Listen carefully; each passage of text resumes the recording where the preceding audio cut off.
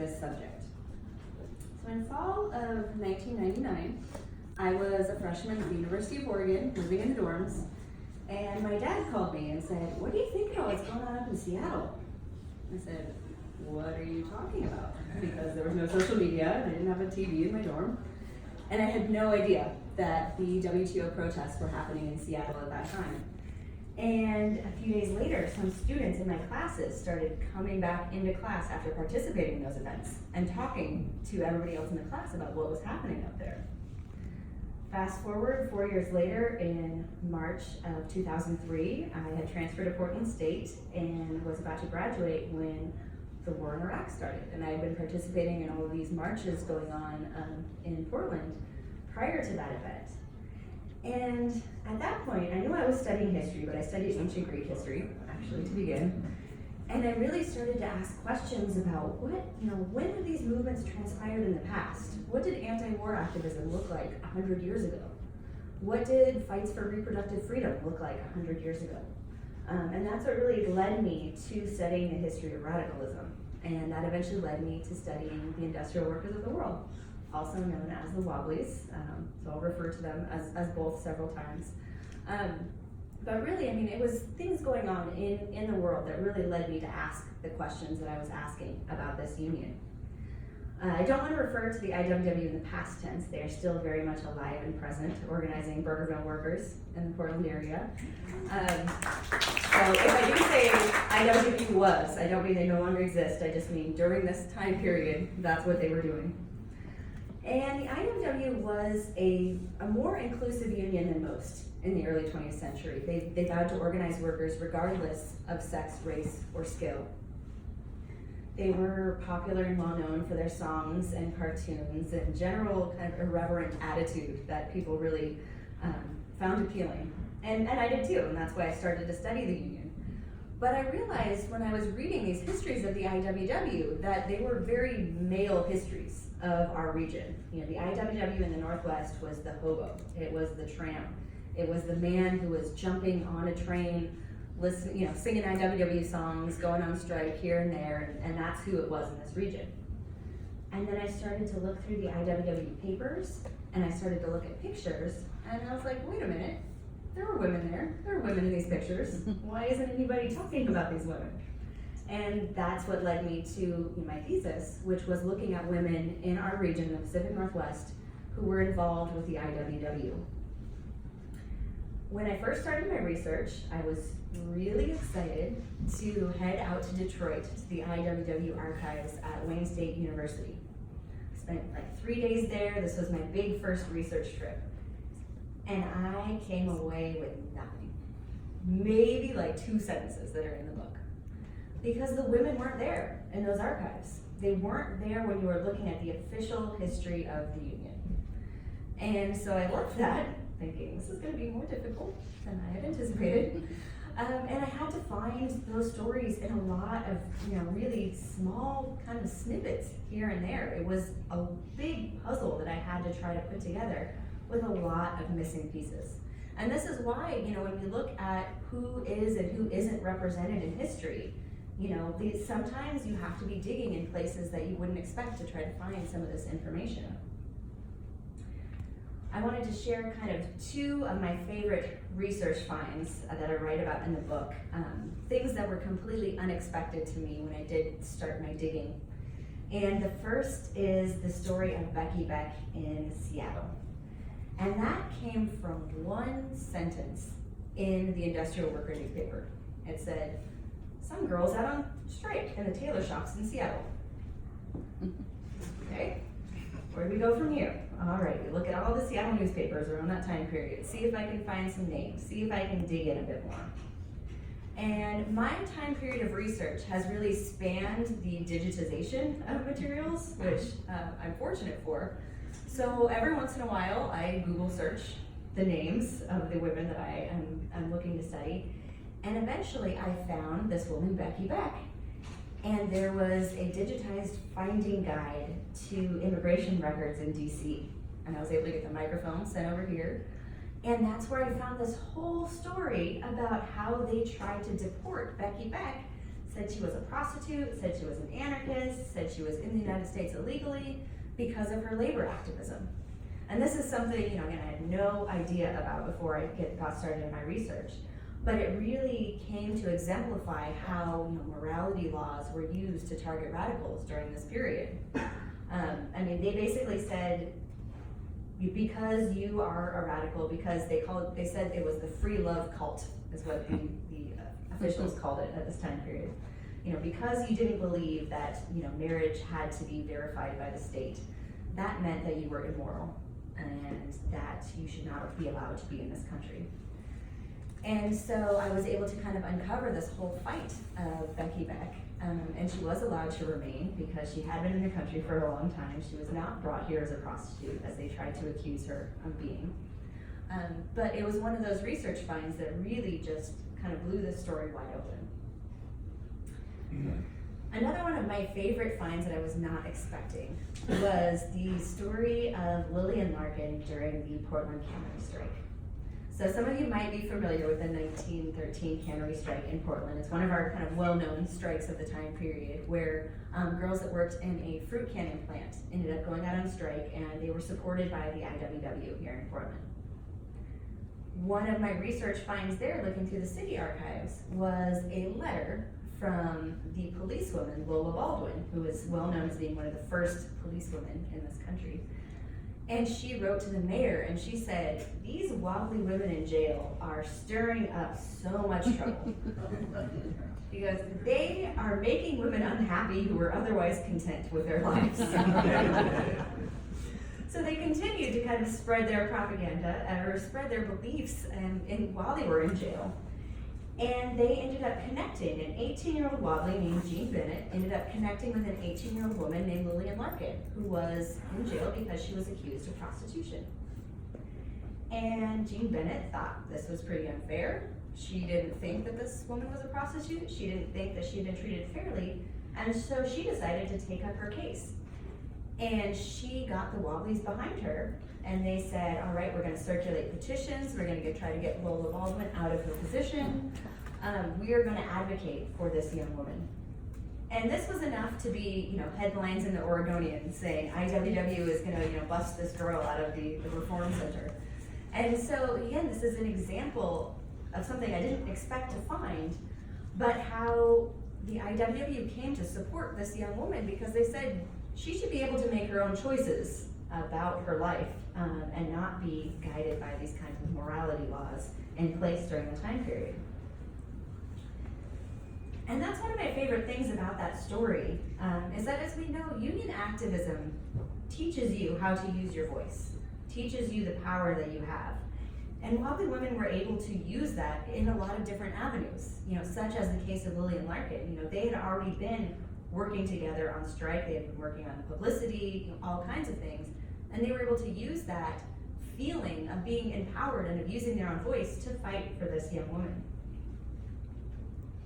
And that, I think, was part of the crux of the appeal of the IWW for women during this period. It was still a mostly masculine union in the Northwest. It was still primarily male. They talked a lot about being a man, what it meant to be a man. But they allowed women an avenue to say, you want to fight for yourself, for what you believe in, we're going to support you in doing that. And women could focus on the avenues that they found to be the most important. So for a book about a labor union, I don't talk all that much about strikes and organizing as far as union and workplace conditions are concerned. But it's much more about the social issues that were of interest to women during this time period and how women supported the IWW, even if they may not have been members themselves. While the Wobblies were much more inclusive than other unions during this period, they were far from perfect. They did not always focus on actually actively organizing underrepresented groups. They talked a lot about how we should have women in our union. They didn't necessarily try to go out and figure out what women wanted and needed in the workplace. And the women that I talk about in this book are overwhelmingly white women who were born in the United States and Canada. So being inclusive by saying we're not excluding anyone is different than being inclusive and understanding how to actually organize and understand the needs of different groups of people. And the Wobblies themselves were pretty vague about what women's ideal role should be. They talked a lot, the Wobbly idea in the bare bones terms is that workers would eventually organize enough to take over the workplace, and then one big union was kind of that was like the heaven of the IWW. The one big union would be formed at that point, and they were fairly vague about what that would entail, especially when it came to the roles that women would play once one big union had been established. And this is really exemplified in an exchange of letters in one of the IWW newspapers. And the first one, this is in the kind of earlier days of the union. The first one was written by Simon Man Toiler. And he talked about how, what they hoped for was what we think of now as a family wage. Men should be able to make enough in their jobs that they can provide for their wives, and their wives don't have to go out and work, and they can be the breadwinners of the family. And so his letter was all about, wanting that ideal. And he got a response, signed a woman toiler, who said, that's not what we're interested in, really. She says, if I'm gonna marry you, I want it to be because I love you and I can't live without you, not because I need you to provide for me economically. And so I think that kind of sums up how the union kind of dealt with the woman question of the period. And Elizabeth Gurley Flynn, the famous IWW woman organizer, talked about it as well. And she said that, our goal is not to put women back in the home, nor to force them out of it. Women should be able to make their own choices, not dictated by economic circumstances. So part of the appeal to women in this union is that they had that freedom to say, this is what I want to do, and this organization is going to help support me in that. Some other women's issues that the IWW was fairly progressive on was also the issue of prostitution. In the early 20th century, prostitution was viewed as a moral failing. You were a prostitute because you were immoral, because you like sex so much, that was an excuse. And the Wobblies said, selling your body for a living in that way is the same as a man going to sell his labor in a lumber camp. They saw prostitution as an economic issue, and said that if you want to get rid of prostitution or sex work, that you shouldn't shame or moralize, but you get rid of the economic incentive to participate in prostitution. So again, that was a fairly progressive argument during this time period. Birth control was another issue that really kind of drew my interest into studying the union. Linda Gordon's famous book about the history of birth control activism, Women's Body, Women's Right, had a sentence in it that said, Portland was an IWW stronghold and a hotbed of birth control fervor. I was like, all right, let's find out more about that. And actually that was gonna be my whole thesis, and there was not enough information about that coming from that sentence. But it did, kind of lead me to look at how radicals were involved in the fight for birth control in the early years. So Margaret Sanger actually used the preamble of the IWW Constitution in her first paper, The Woman Rebel, and very, explicitly connected birth control advocacy to women's emancipation.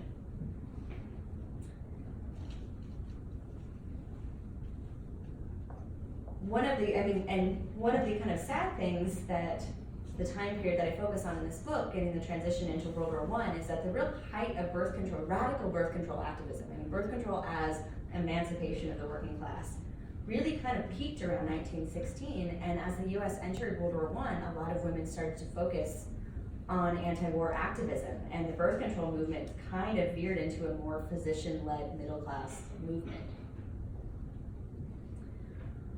One other aspect that I think really appealed to women about the union is that it wasn't focused on women's suffrage or the right to vote. They weren't against it by any means, but they basically believed that the right to vote had not helped the working class man, and it wasn't going to do much different for the working class woman.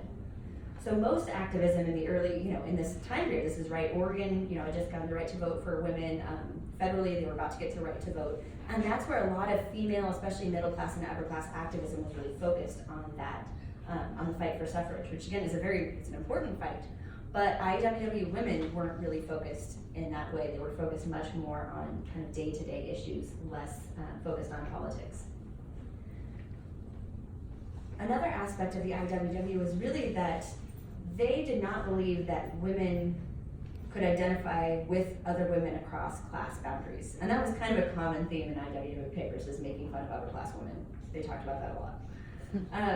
But they really kind of thought that your interests as a class, and this is in the preamble of the Constitution, the working class and the employing class have nothing in common. And they took that also, to be more important than racial or gender lines or lines of sexuality. And so, not strong on intersectionality in the way we would think of it today, but really that class interests were the most important interests that a person had. And as I mentioned, members of the union were also very active in speaking out against World War I, which led to a lot of repression of the union. And, local law enforcement, local politicians, local business interests had been working to stand out the IWW for many years before that. But with the advent of World War I, they had the machinery in place from the state and federally to be much more repressive of the union. As that, was one of the questions that intrigued me the most when I first started this activism. As I've gotten much older than when I started, I had children myself. I started to ask different questions about what activism looks like. And I started to ask questions about, how do these women with children work with this union? When they couldn't be on the front lines and they couldn't stand up and get arrested during free speech fights.